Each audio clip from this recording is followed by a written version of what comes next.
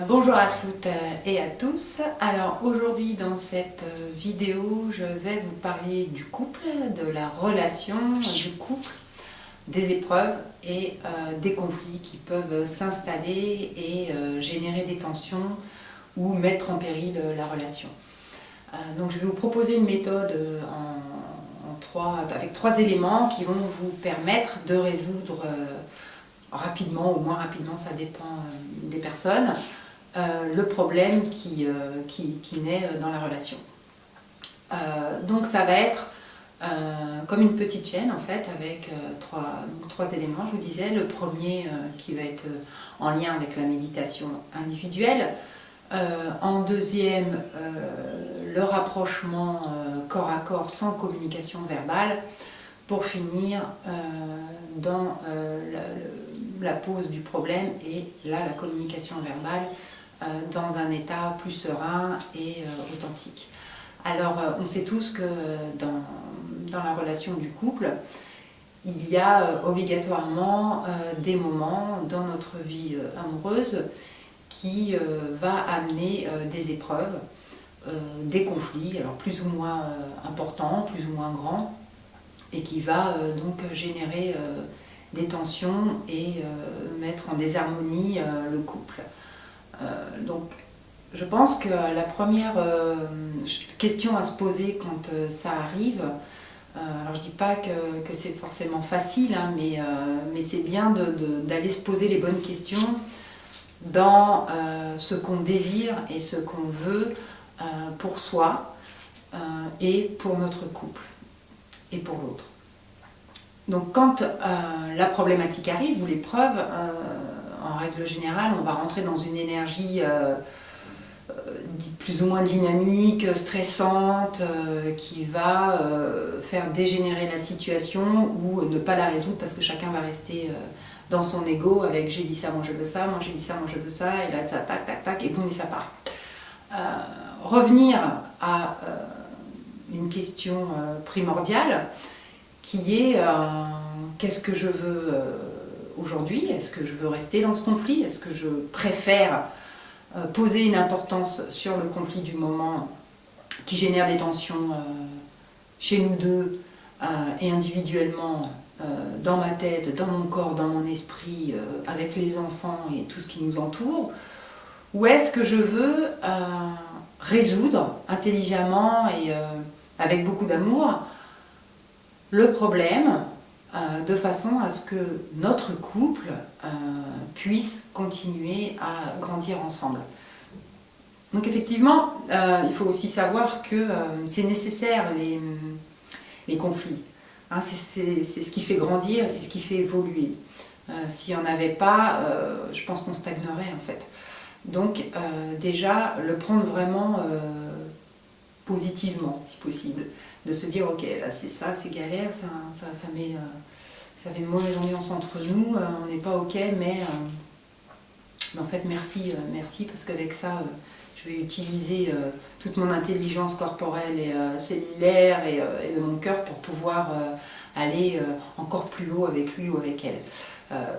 Donc ce que je veux vous proposer, c'est donc de vous poser déjà cette question de ce que vous voulez, mais de vous la poser aussi à vous deux. Hein. Est-ce qu'on souhaite résoudre ce problème ensemble?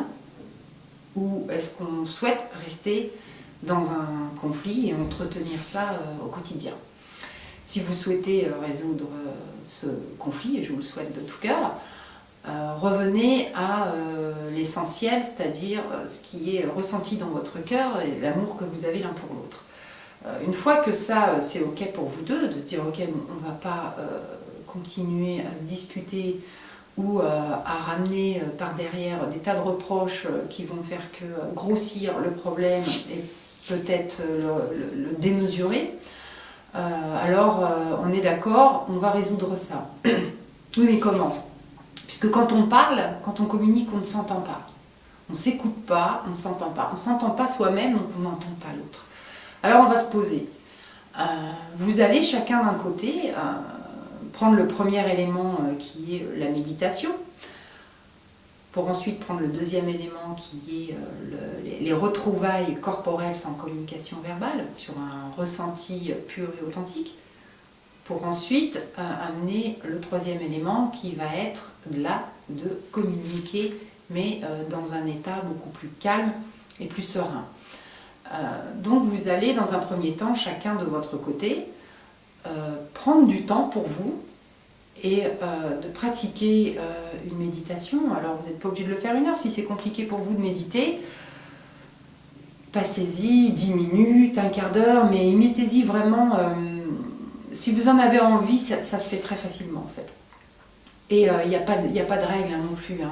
Les méthodes de méditation, on en voit plein, et tant mieux, hein. À la limite, allez prendre les infos sur internet, mais écoutez-vous tout simplement, quoi. Vous vous posez dans un coin calme, vous respirez, et vous allez entendre donc l'épreuve du moment, le conflit qu'il y a à l'extérieur, et qui est également à l'intérieur, hein, parce qu'il n'y a pas de conflit extérieur sans conflit intérieur. Vous allez l'entendre et ressentir de quelle façon il résonne chez vous. L'impact que ça a au niveau de la globalité de votre corps, hein, que ce soit vraiment organique, cellulaire, épiderme, dans votre cœur, vraiment quelle vibration ça donne à l'intérieur de vous. Et qu'est-ce que vous ressentez? Ce problème-là, il m'impacte là, il touche ça, et ça me fait mal, et là ça me gêne, et je ne veux pas ça. De quoi j'ai besoin aujourd'hui pour moi, de quoi j'ai besoin dans mon couple, de quoi j'ai besoin avec lui ou avec elle. C'est ça que je veux. Alors ok, c'est ressenti, c'est posé. Chacun de votre côté vous a fait introspecter vos besoins, ressenti l'épreuve du moment. Vous allez donc vous retrouver corporellement. Donc c'est des retrouvailles qui se font sans communication verbale. Hein, ou alors vraiment juste des mots doux, en laissant vraiment le temps de ces retrouvailles, comme vous avez pu faire pour la méditation, toutes ces parties du mental qui viennent poser des barrières sur le ressenti corporel. C'est choisir votre pièce, installer un confort qui vous convient à tous les deux, et vous retrouver corps à corps dans une union réellement épidermique, sensorielle et intracorporelle. Vous ressentez votre corps, vous ressentez son corps, vous ressentez vos vibrations, vous ressentez ses vibrations, vous ressentez votre amour, vous ressentez son amour, et tout ça, ça va s'unir. Vous respirez ensemble, même si vous n'êtes pas au même rythme, c'est pas très grave, vous respirez, vous ressentez son souffle, il ressent le vôtre, et vous êtes à ce moment-là loin, mais vraiment très loin de l'épreuve qui avait et qui a amené un conflit dans votre quotidien. Ça ne veut pas dire que cette épreuve est mise de côté et on n'en parle plus. Non, non, ça veut juste dire qu'elle est posée et qu'on va revenir dessus, mais d'une autre façon, plus calmement, et que l'on va donc pouvoir trouver une solution dans le calme. Donc vous faites vos retrouvailles corporellement, vous écoutez vraiment le subtil, hein, parce que la résonance que vous allez ressentir, que vous allez entendre, c'est ce qui est vrai. Parce que le corps ne ment pas, il ne ment jamais le corps. Lui, c'est exactement ce qu'il doit faire, et toutes les infos qu'il peut vous donner sont vraies. Si vous déclenchez par exemple de l'eczéma, ou des problèmes cutanés par rapport au conflit, c'est juste que votre corps il est en train de vous dire que ça vous démange à l'intérieur.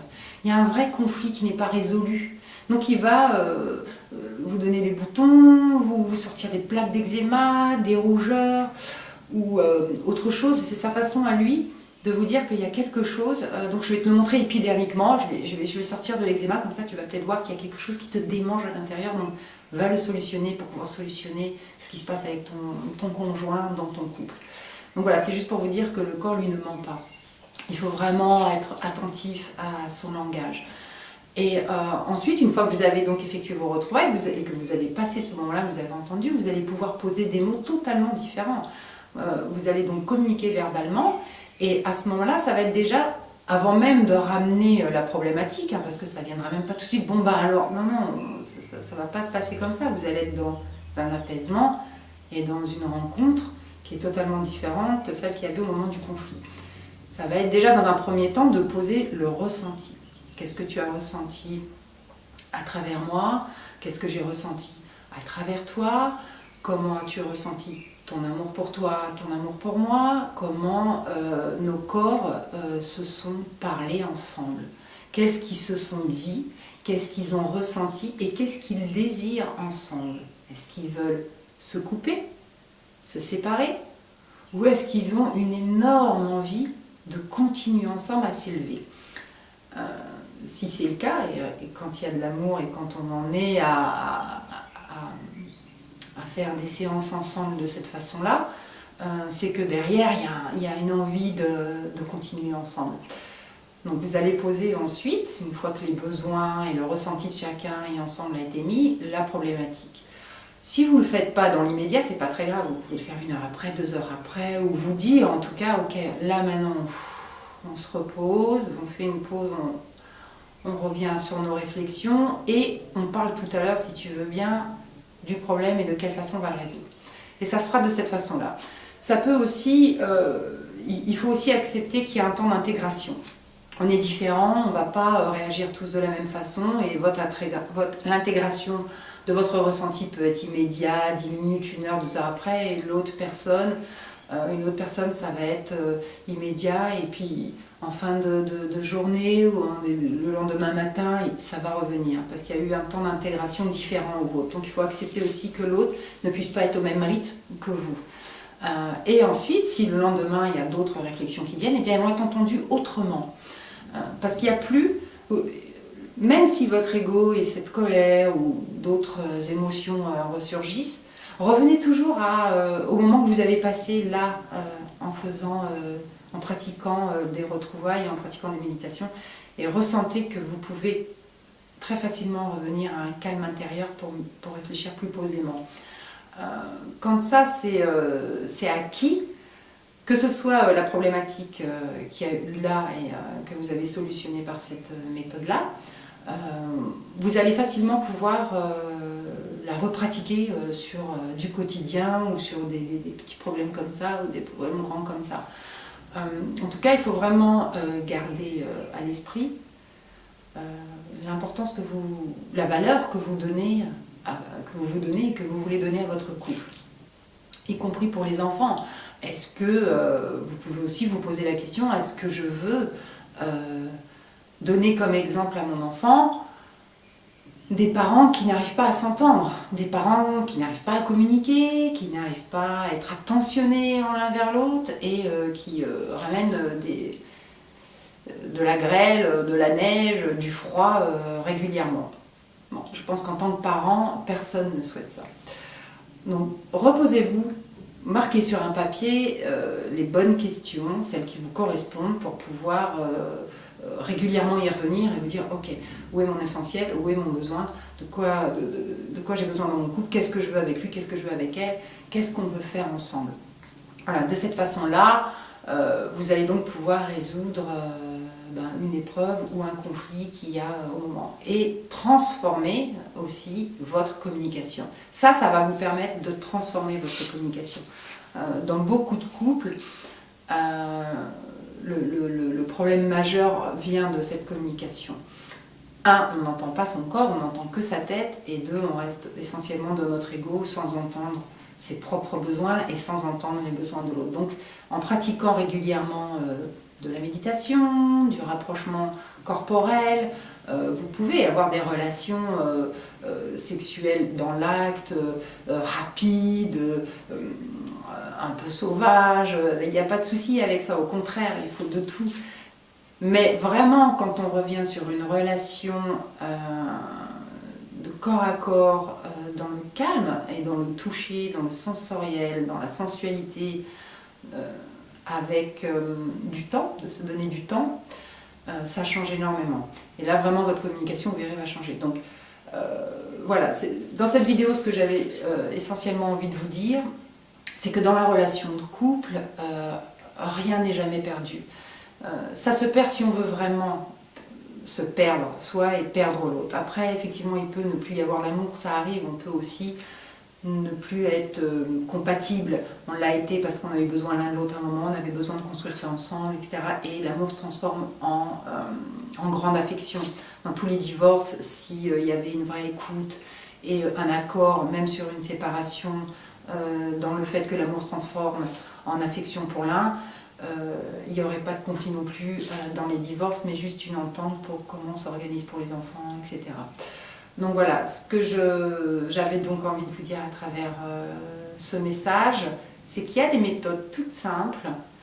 Il faut juste se revenir à soi et se donner la possibilité d'avancer ensemble, hein, d'accepter qu'on peut se changer si on en a vraiment envie pour évoluer dans un amour, dans une vraie union et dans une évolution. Donc voilà, donc si vous avez des questions par rapport à ça, par rapport à cette méthode ou par rapport à une complexité qui vous submerge, n'hésitez pas à m'envoyer ou bien un message personnel sur la boîte MP de ma page ou de m'appeler ou d'envoyer un mail. Je répondrai volontiers et si je n'ai d'autres conseils, je le ferai avec plaisir. Donc voilà, alors écoutez, je vous dis au revoir et je vous souhaite une bonne évolution personnelle et à deux. Et beaucoup d'amour surtout. Écoutez votre cœur et votre corps. Voilà, et je vous dis à très bientôt dans une prochaine vidéo. Bye.